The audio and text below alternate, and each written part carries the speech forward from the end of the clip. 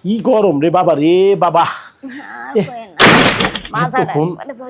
এতক্ষণ যে লাগবো আমি ভাবতেই পারি নাই। আচ্ছা ভাবি, আপনার একটা কথা কই, আপনার তো অনেক সম্পত্তি আছে, কিন্তু আপনি টাকাটা গায়ে গায়ে সুদ করলেন কে? গায়ে গায়ে শোধ করছি কে? শোনেন, আপনার বাড়িতে থাকে ঢাকায়, ঠিক না? হ্যাঁ। মনে করেন আহে 6 মাস 3 মাস পর আমার কিস্তিটা গায়ে গায়ে শোধ করলাম, আমিও মজা পাইলাম, আপনিও মজা পাইলেন, বুঝেন না? আপনি তো টাকা সুদ করে মজা পাইছেন, আমি অনেকদিন পরে এমন সুখ পাইছি নিজের বউর কাছে গিয়ে সুখ পাই নাই। কইলাম না, আমি অনেক দিন পরে এই সুখটা পাইলাম, তা বউর কাছে পাই নাই কা।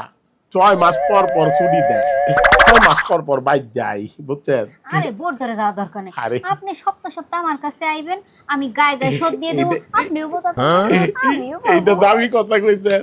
এখন থেকে সপ্তাহে সপ্তাহে আপনার কাছে আমু কি দিয়া শুট করার লাগতো না, গায়ে গায়ে শুট কইরা আপনার বাইতার চাইতাম না 1 বছর। আস্তে এখন এমন করলে শাশুড়ি শ্বশুরিরে দেখতে আরে নাই, আনাছে কানাছে কেউই তো নাই। আল্লাহ কি অবস্থা, এটা লাগাইলাম মানুষেরা কইবে ওই মেরি ভাবির মধ্যে কিস্তি লই আইছে, এটা খোলা থাকলে আবার সন্দেহ করব না। আচ্ছা ভাবি শুনে একটা কথা,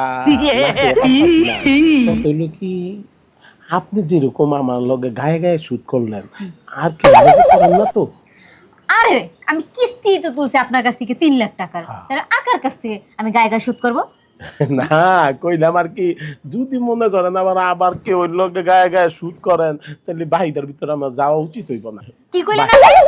আরে না, কইতাছিলাম যদি মনে করেন আপনি অন্য মানুষের কাছে যান, একটু মনে করেন অনেক মানুষের সিলবিস আছে, তারপরে খাজলি আছে, চুলকানি হয়, এর লেগে আর কি কইলাম। আপনি কি আমারে মনে করছেন যে আমার চরিত্র খারাপ? আমার চরিত্র ঠিক আছে, আমার চরিত্র একবারে ফুলের মতো পবিত্র, খালি একটু কিস্তিটা গায়ে গায়ে শোধ করছি, তাতে কি হইছে? না দেখছি তো আপনি অনেক পরিষ্কার আছেন, সবকিছু দেখে তো আপনার কাছে গেছি, কি যে মজা পাইছি, কি যে ভালো লাগছে।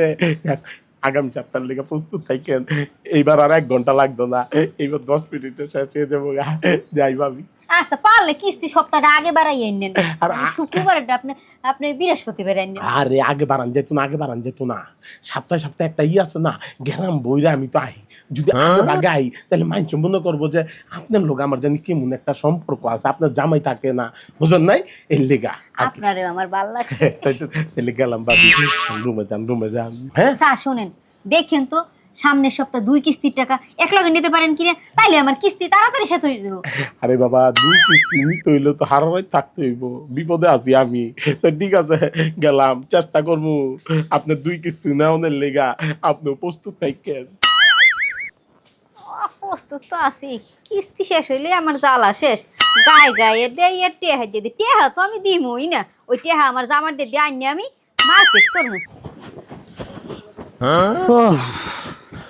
আরে আরে আরে শামিম ভাই, আপনার ভাই দেখতে যাইতাছিলাম, ভাই কিস্তিটা দেন। এই যে আর স্যার, এই যে আপনার কোন স্বভাব? হ্যাঁ, কথা না বাচ্চা না, রাস্তাঘাটে দেখা হইলে আপনি টেয়া করেন, কিস্তি দেন। কিস্তির টাকা কি পকেটে লয়ে ঘুরতাছি?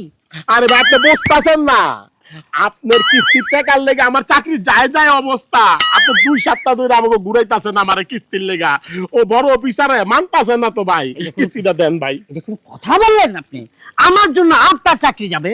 হ্যাঁ, আমি কি কোনোদিন কিস্তি বাকি রাখছি, বকেয়া রাখছি? হয়তো একদিন ওদিক হয়, হ্যাঁ, সবসময় তার হাতে টাকা থাকে না। যাই হোক, এত কথা বলে লাভ নাই, আপনার সাথে তর্ক করলেই আমার তর্ক বাড়বে। তর্ক করবেন কে? কিস্তির টাকাটা দিয়ে দিলে তো আপনার